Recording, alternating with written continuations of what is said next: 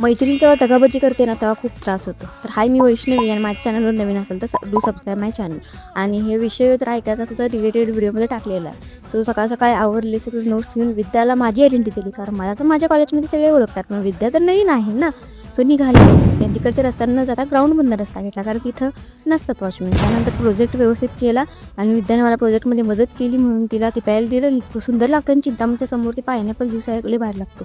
त्यानंतर तिचं होता ट्रॅडिशनल गेम आम्ही फालतूगिरी करायला. बोलो जुबा केसरी.